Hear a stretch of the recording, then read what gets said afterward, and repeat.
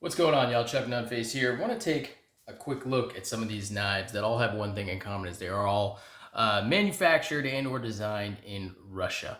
So we've got four different makers right here, four different, basically different styles. We might argue that there's some similarities between these two right here, but clearly there's some differences along these. And so I just wanted to talk about some of these knives that are manufactured in Russia, and some of the things that I like about these knives right here. So first, we'll go ahead and we'll take a look at, get these others out of the way.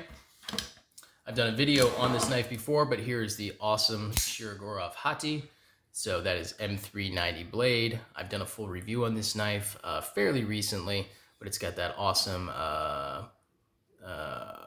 carbon fiber, red carbon fiber scale. What makes this different from the typical F95 that Shirogorov produces is it is half titanium, so only the back is titanium. It has a different sort of composite scale in front.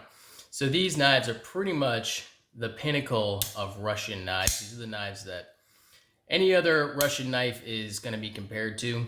There's a lot of different makers out there, but I would say Shirogorov is probably going to be your gold standard. Up next, take a look at this one right here. This is a Biryukov. So Alex Biryukov, who is a designer and knife maker in Russia. He made these right here. He has got a selection of knives. I'm going to do a full video on this one, but he's got a selection of knives. He really specializes in doing exotic types of steel. So this one is just a big beast of a knife. It's got over a 4-inch blade, titanium frame lock, carbon fiber inlay. And the thing that makes this special is the steel right there, S125V at 64 HRC. So he's really big on exotic steels and heat treatment. So S125V is certainly not a steel that you see all the time, but he also does things like K390, M398, which is not super common. I know Herman Knives is doing work in that, but he does a bunch of different things. You can pretty much only get them in Europe, or there's one place in the States, Breathtaking Steel, which keeps these in stock. If you ever want to check that out, I'll go ahead and link them in the description if you ever want to look at Alex Biryukov's knives right there. But yeah, very cool. I'm still kind of familiarizing myself with this one. It's definitely has some design notes from Shirogorov. In fact, he has one that's pretty similar to an F95. This one is different, but he's definitely got some design notes that pay homage, to say the least, to Shirogorov right there. But they are different knives, and his specialty is going to be the steel selection, what he does with heat treats and things like that. So I've already put a different edge on this. It did come with a sharp factory edge, but I still wasn't really all that pleased with it, so I put my own on there. I may even do a little bit more sharpening on this in the future, but I'll kind of keep you posted on that one right there. Next up, we have the Custom Knife Factory Anthony Marfione collaboration. This is the Shakosa, I believe. Is that what it's called? I can never remember. Sakosa. So the Veshka, the Makosha, now the Sakosa. Sakosha. There we go, Sakosha. So these three knives, that was a knife in a series. There was a different designer involved the first time around, and now they've kind of updated it with Tony Marfione of Microtech fame. And so this knife is a Custom Knife Factory. They're known for kind of putting out these collaborative designs, and they've become, over the years, very sought after. Now the construction is excellent. This one right here is a tab lock folder. It's an M390. Got a nice carbon fiber inlay right there. Excellent knife, nice construction, nice action. A lot to like about it, but kind of makes me wish I still had the Makosha, because that one was just, I think, a little bit more authentic and a little bit better. These knives, you can't really get them direct from CKF anymore. They don't sell, at least to the US, directly. They go through a dealer network now, which I suppose is probably more favorable. It's probably better overall for getting the product out there with consistency. But I always thought it was more fun to order directly from CKF. When you get that package from Russia and you get the shipping notification, I always thought it was really cool to do that. So I think some of the fun has kind of been taken away from ordering and getting custom knife factory knives. But, it kind of is what it is. You never know if they'll open up direct ordering again once, the war in Ukraine is over. But you never know, they may. And if that ever happens, that'll kind of make me more interested in the brand again. Now, there is some debate onto where these are actually produced, if they're produced in Russia, or if they're actually produced in China, or if they're produced in Germany with Russian or Chinese made parts. I'm not 100% sure. I don't want to really go down that rabbit hole. You can do the research. Anybody wants to chime in the comments, I'd certainly appreciate that. We can go ahead and talk about it.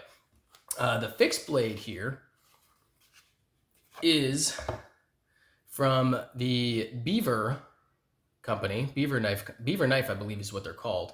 And this is just a kind of a beefy handled fixed blade bushcraft style knife with that awesome scanty grind, which I've touched up on my own, but it is very, very, very, very, very sharp.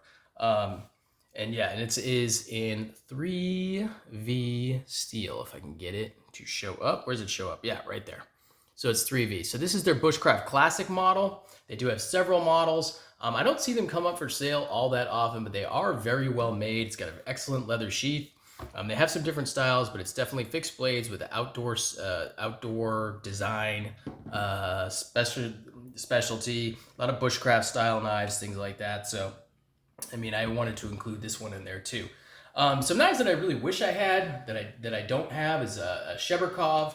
I used to have a couple of Biryukovs plus the Striz, and I had a Toucan for a while as well. And there's other makers out there as well. So if I ever get a hand on those again and want to do some updated videos, I'll include that in the update as well.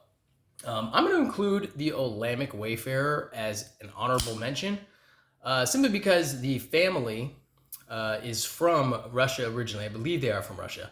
They're of Russian descent, but of course now they're here in the States. They do everything out of their shop in California.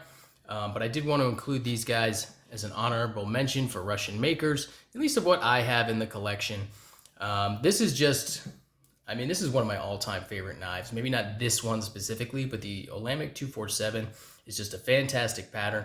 They're doing things in different steels now. As you can see, this one is CTS as XHP, which if you've watched my channel for any length of time, I've made no secret about how much I like XHP, as well as S90V, which is another one they're primarily doing. In the past, they were doing mostly M390 on their production or their mid-tech, whatever you want to call it, small batch production folders. They've since kind of gotten away from that. What I'm seeing now is almost exclusively XHP and S90V, which I think is great because their M390, I believe they were doing it in Italy. They were getting their blades cut in Italy, and they were probably getting heat treated in Italy as well. And I never was a fan of their M390. I'm generally not a fan of M390 anyway, unless it's treated just right. It's usually almost always too soft, and no matter what the hardness is, it always seems to be chippy. So it's really kind of a tough heat treatment on M390, and it was just so ubiquitous for so long as just the go-to steel, premium steel for pretty much all these makers that, it just got overused. And, it's good to see companies kind of getting away from that. That's basically what we'll see MagnaCut be in the future, I'm sure, just out there everywhere, and very few manufacturers actually heat treating it properly. But in any case, thanks for checking out the video. I just wanted to do a showcase on some Russian knives. This one's going to go back to the owner, Scott. Thanks for letting me hang on to it for a while now. I got to get these knives that you let me borrow back to you. So I definitely appreciate that. If you haven't done so already, I would appreciate if you click that subscribe button. That would definitely help out the channel. If you like what you see, get me more content out there, get my content out to more eyes, and help grow the channel. Follow me on Instagram if you're not doing so already, @Chuck_Nunface, and I will catch y'all next time.